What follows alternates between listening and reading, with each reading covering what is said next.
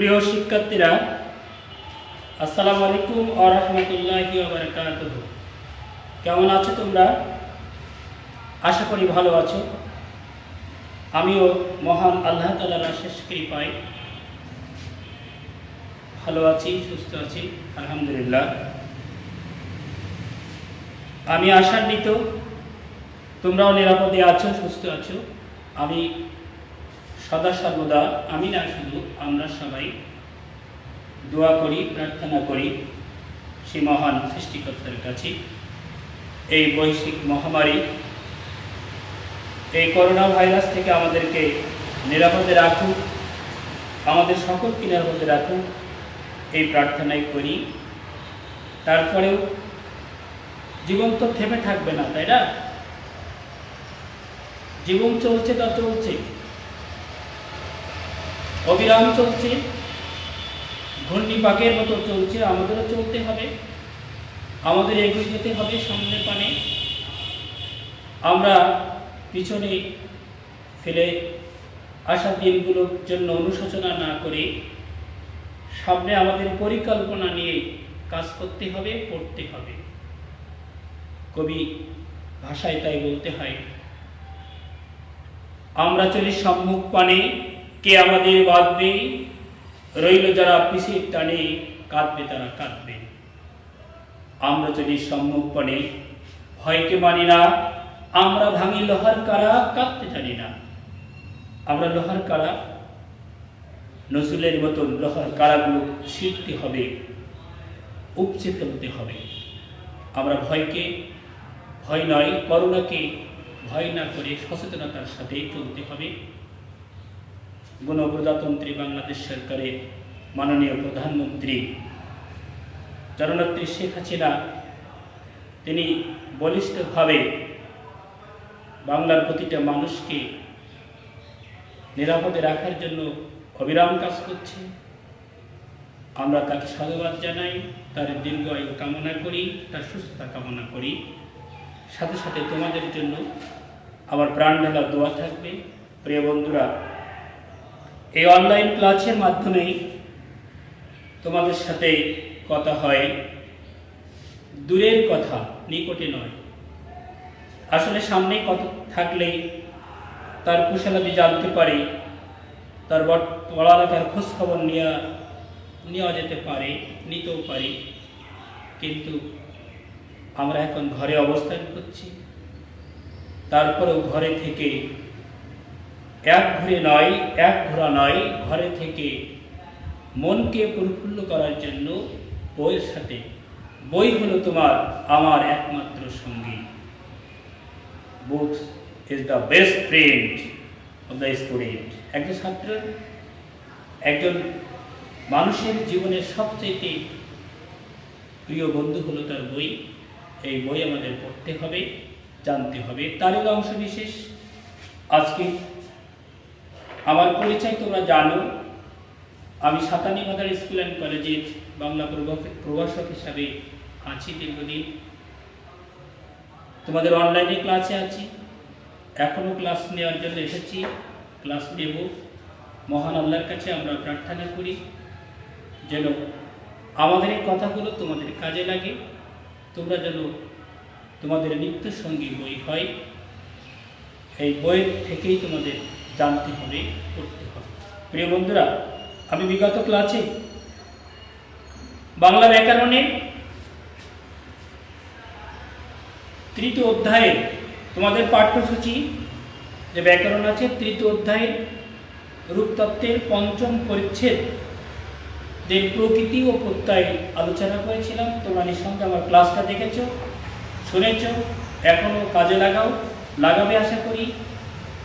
তো তারপরেও একটু খেয়াল করে, আমি কতদিন বলেছিলাম প্রকৃতি কি, প্রত্যয় কি, প্রকৃতি কি, প্রত্যয় কি। প্রকৃতির অনেক কথাগুলো তোমাদের সামনে বলেছিলাম, প্রত্যয়ও কি তাও বলেছিলাম।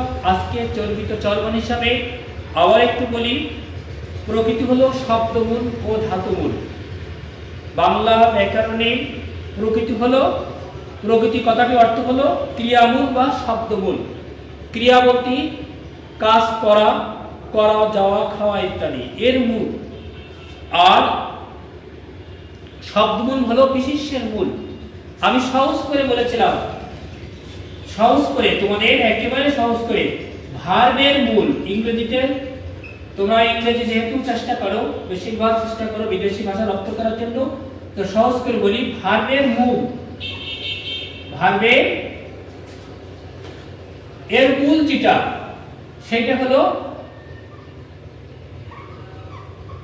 ক্রিয়ামূল, যাকে বাংলায় বলি আমরা ধাতুমূল। ক্রিয়ামূল বা ধাতুমূল। আর শব্দমূল হলো বিশেষ্যের মূল। বিশেষ্যের মূল অর্থাৎ যাকে নামবাচক শব্দ, নামবাচক, যাকে ইংরেজিতে বলা হয় নাউন। তোমরা নাউন এর মূল উদাহরণ আজকেও দিলে, আজকে যেহেতু পূর্বে পড়াটা তোমাদের আরো একটু স্মরণ করে দিই। যেমন ভার্বের মূল যদি আমরা এখানে বলি চলা, তাই না, চলা ধরি, মূল হলো চল যুক্ত আ, চল আ, মূলটা হলো চল। তারপরে নাউনের মূল অর্থাৎ বিশেষ্যের মূল, বিশেষ্যের মূল আমরা যদি এখন বলি সাপুড়ে, সাপুড়ে, তাই হবে সাপ যুক্ত উড়িয়া, সাপুড়িয়া থেকে সাপুড়ে।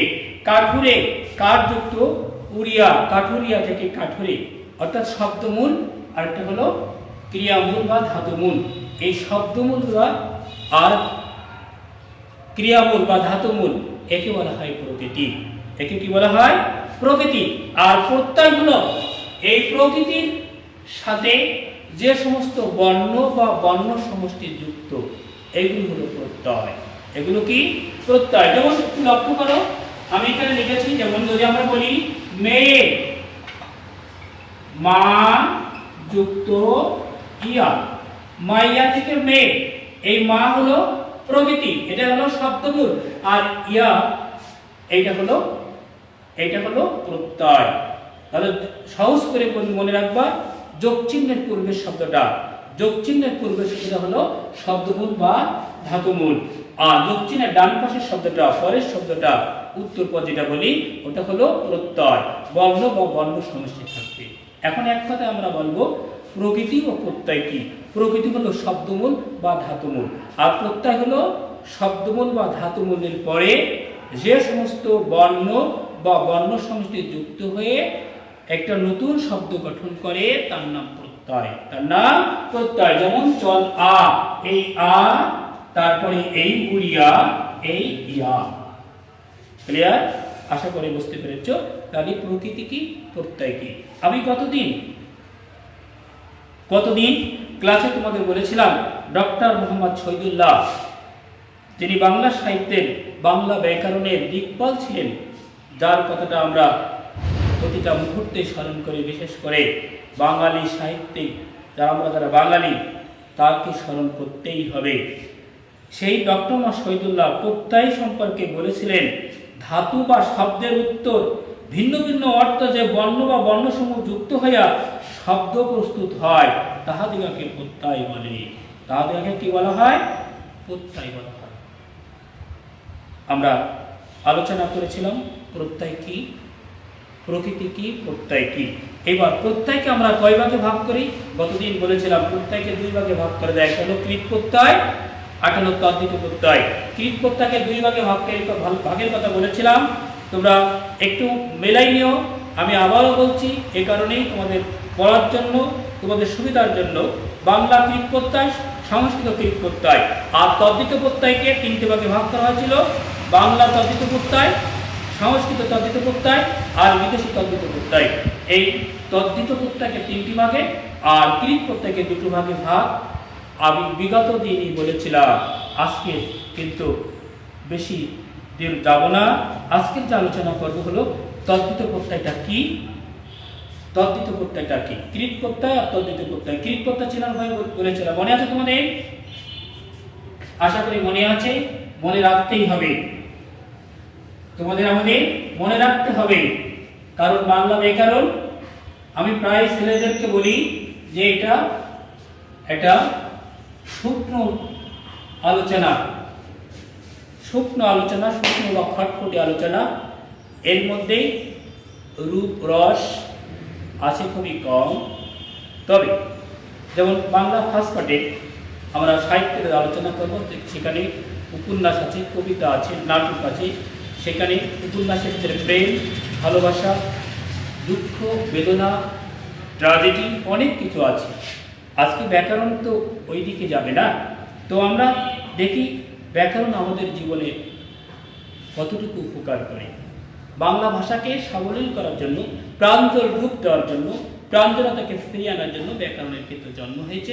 আমি কথা বিগত ক্লাসে বলেছি। প্রিয় বন্ধুরা, আমরা বাংলা তদ্ধিত প্রত্যয়, এই তদ্ধিত প্রত্যয় কি গতদিন বলেছিলাম, আজকে আবার বলি। এটা হলো বিশেষ্যের মূল। এটা কিসের মূল? বিশেষ্যের মূল। এই বিশেষ্যের মূলটা হলো সাথে যখন পণ্য বা বর্ণ শব্দ যুক্ত হবে সেটা হলো তদ্ধিত প্রত্যয়। আমরা খেয়াল করি, সহজ করে যদি আমরা বলি, যেমন বলাই, তাহলে তদ্ধিত প্রত্যয় কি মনে থাকবে তো? যেন বিশেষ্যের মূলের পরে যে সমস্ত বর্ণ বা বর্ণ সমষ্টি যুক্ত হয়ে নতুন শব্দ গঠন করে সেটা হলো তদ্ধিত প্রত্যয়। এই দেখো, আমরা একটু লক্ষ্য করি, দেখো আমরা একটা শব্দ লিখেছি, যখন অনেকগুলো আই প্রত্যয় ব্যবহার করি, আই, যেমন বড়াই, কি লিখলাম? বড়াই। তাহলে মূল শব্দটা কি? বড় যুক্ত আই। দেখো, এই আই শব্দটার নিজস্ব কিন্তু অর্থরূপ নেই। যদি আমরা ইংরেজিতে করি, আই ইংরেজিতে লিখি, তখন হয় আমি, কিন্তু বাংলা ব্যাকরণে আই, এই বড়, বড় যুক্ত আই, বড়াই। তাহলে এইটা হলো শব্দমূল, আর এটা হলো কি? প্রত্যয়। দুটো মিলে একটা শব্দ হয়েছে বড়াই। যদি বলি চড়াই, চড়া যুক্ত আই, চড়াই। যদি বলি ঢাকায়, ঢাকায়, তাহলে মূল শব্দটা কি? ঢাকা যুক্ত আই, ঢাকা যুক্ত আই। ঢাকা বাংলাদেশের রাজধানী, আমরা সবাই জানি। সেই ওই ঢাকার পরে দেখো আই যোগ করা হয়েছে। এটা হলো ভাববাচক বিশেষণ বা বিশেষ্য গঠনে সাধারণত আই আমরা ব্যবহার করে থাকি। প্রিয় বন্ধুরা, আমরা আরেকটু খেয়াল করে দেখবো, যদি এখন দেখি স্ত্রীবাচক শব্দে, স্ত্রী বা পুরুষবাচক শব্দের বৈপরীত্যকে বোঝাতেও আমরা অনেকটা আই ব্যবহার করি না? যেমন নন্দাই বা নন্দাই, আমরা বলি নন্দাই, নন্দাই বলি না?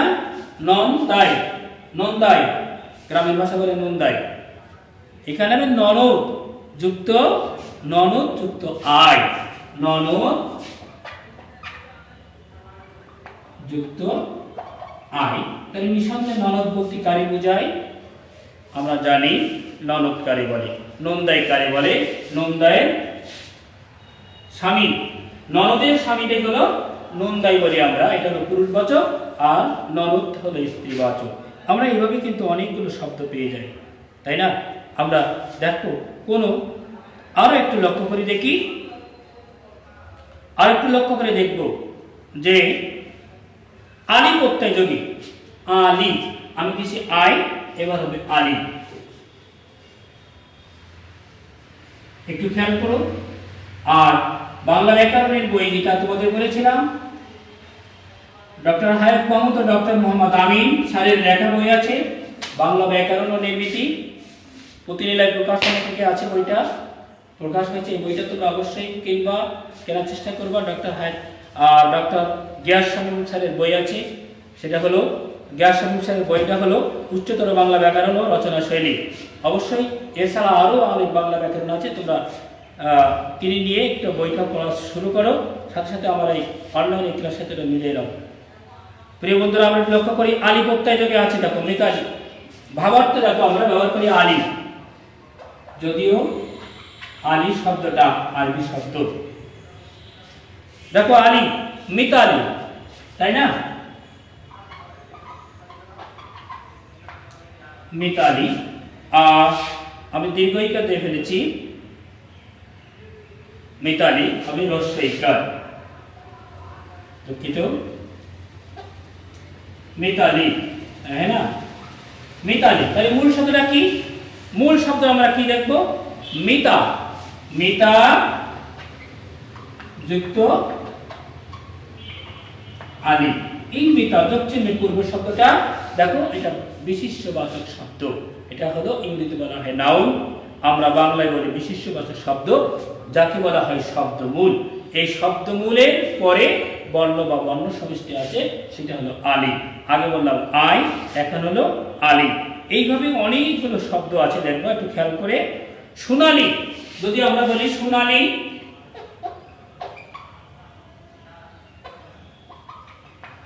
সোনালী মানে মূল শব্দ হলো সোনা, তাহলে আর আর পাশে আলি।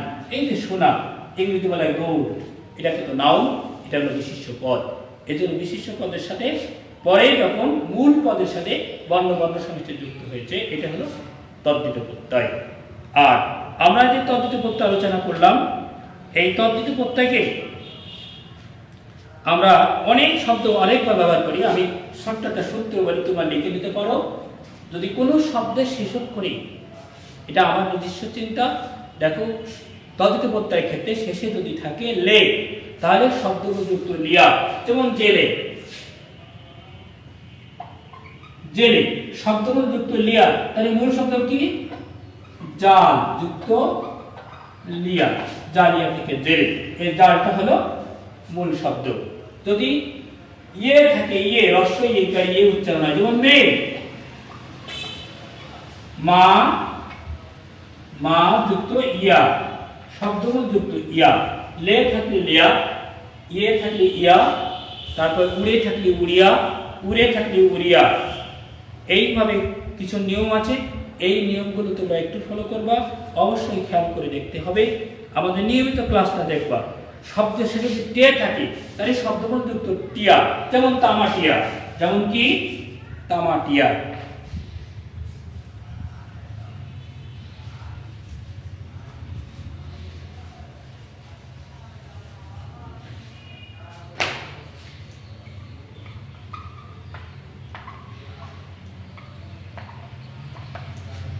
যদি টে থাকে, টে, তাহলে কি হবে? দেখো তামাটে, তামাটে, তামাটে, তাহলে কি হবে? শব্দমূল তামা যুক্ত টিয়া, এটা হচ্ছে শব্দমূল তামা যুক্ত টিয়া, তামাটিয়া। তারপরে তামাতে, তারপরে টি যদি থাকে, তাহলে টির ক্ষেত্রেও আমরা সেটা ব্যবহার করতে পারি। আমি আগামী ক্লাসে তোমাদের তদ্ধিত প্রত্যয়, বাংলা তদ্ধিত বা সংস্কৃত তদ্ধিত আলোচনা করার চেষ্টা করব। আল্লাহ আমাদের সেই করার তৌফিক দান করুক। আর অবশ্যই ক্লাসে থাকবে, নিয়মিতভাবে পড়ালেখা করবে। আর অনলাইন ক্লাসটা তোমরা আমাদের ক্লাসটাকে নিয়মিত ফলো করার চেষ্টা করবে, সাথে সাথে বইও পড়বে আর নিরাপদে থাকবে। আর মহান সৃষ্টিকর্তার কাছে এই করোনা থেকে মুক্তি পাওয়ার জন্য আমরা প্রার্থনা করব। সদা সর্বদা যে যেখানে থাকে নিরাপদে থাকবো, দূরত্ব বজায় রেখে চলবো, আর চলার পথে মাস্ক পরিধান করবো। আল্লাহ তাআলা আমাদের সকলকে হেফাজত করুক, আমাদের রক্ষা করুক। আমি সবাই ভালো থেকো। আল্লাহ হাফেজ। আসসালামু আলাইকুম ওয়া রাহমাতুল্লাহি ওয়া বারাকাতুহু।